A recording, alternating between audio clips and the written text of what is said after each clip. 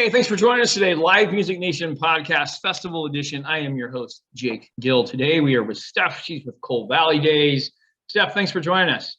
Thank you for having us. All right, give us a little background on you, Steph. Where did you grow up? Talk a little bit about your career and then now your position with Coal Valley Days. I've grown up in Illinois, and for a short time, my husband and I were living in South Carolina, and then ultimately came back to Illinois, which is where we are currently in Coal Valley. Okay. So I have been in medical field for 14 years, and I have lived in Coal Valley majority of my life, minus 6 years of when we were living in South Carolina. So the festival basically has been around since I was a kid, which is over 40 years.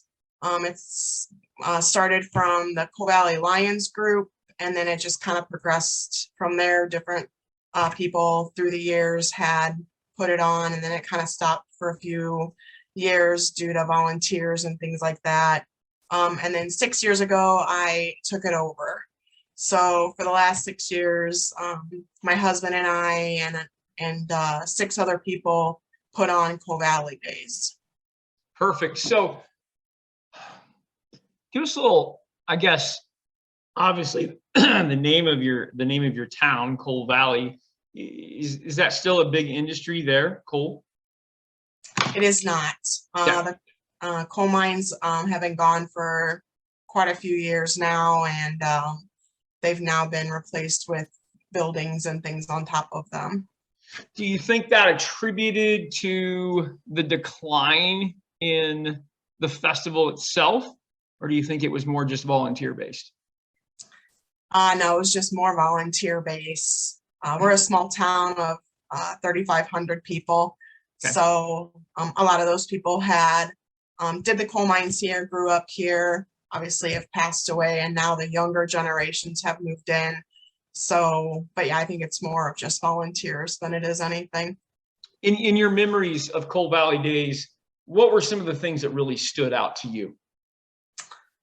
Through the years, it's always been community-based, where, everybody within the community, neighbors, friends come to the festival because it's family-oriented. So we would always, years ago would have carnivals and, bands and things like that, because it's obviously for the family. So that's what I remember it as, and that's what we have kind of brought it back to what it used to be.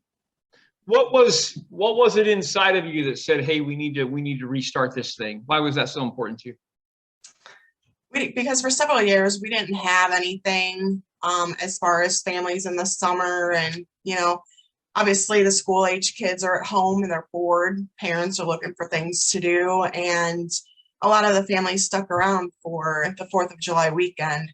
And so that was kind of the reason kind of behind it. So we brought it back the first weekend in July, basically depending on how it falls. This year it's June 30th and July 1st, but it's always that first weekend.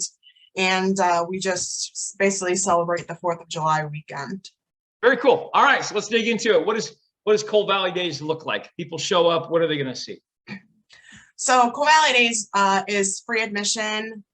We have fireworks on Friday nights. We have band on Friday night, and then on Saturday is usually a jam-packed full day, full of parade, car show, breakfast for the car show guys. Kids area is bounce houses. Last year we had a circus. Right now we're just starting the planning for this year, so we have no idea what will be there this year. Petting zoo, and then we have bands throughout the day. Of course, the beer tent's open for the adults. So it's usually just a jam-packed day full of, things to do. And then Sunday is our cleanup day. Yeah, so absolutely. Yeah. Absolutely. So, and it's all volunteer. I'm assuming the listener, if you guys have vendor applications online, if they want to bring in a booth or something like that, you have the ability to do that with you guys. Yeah, so we have vendor booths, whether it's crafts, things like that, that we allow those in, food trucks, depending on what those are, we allow certain food trucks, and we have Kona Ice, usually a popcorn guy, a guy that makes glaze like almonds and those types of nut deal things. And then we have just regular vendors, car show vendors, applications online. We also have a wiener dog race, and Nice. those are online. Very cool. You've got a couple of unique things between the petting zoo and the wiener dog race. I know some people that are going to drive in for that. So that's fantastic Yeah. as we go through there. Very cool. All right, Steph, let's get to know you a little bit better. I always ask these two questions in every interview because I am in live entertainment and live music. So I want to know, what's the best concert you've ever seen your entire life? Well, there's been several. Yep. You got to pick one. You got to pick one. But, most recently, my daughter and I went and seen Carrie Underwood, and I think that she puts on a very good show and is a great entertainer and things like that. So I would have to say right now that would be the best one so far. Perfect. Okay, you could bring one act, dead or alive, to Coal Valley Days. Money is not an issue. Who are you bringing? I would probably, bring in, I don't really know. There's so many, good acts out there and entertainers. It would obviously be a country singer of some sort because Coal Valley is country driven. I would say maybe Luke Bryan or, Carrie Underwood, somebody like that, somebody that people like to see.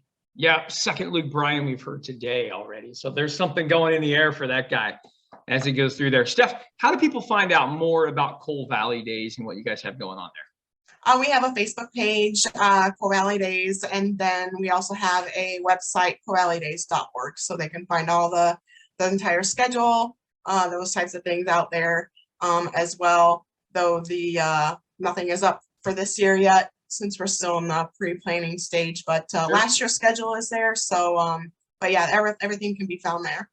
Perfect. Stephanie, let me personally thank you just for someone who appreciates the time and the effort that goes into live events, but also the significance and the importance of live events to the human population. Thank you for doing this for your community and reviving it. That's special. Yeah, for sure.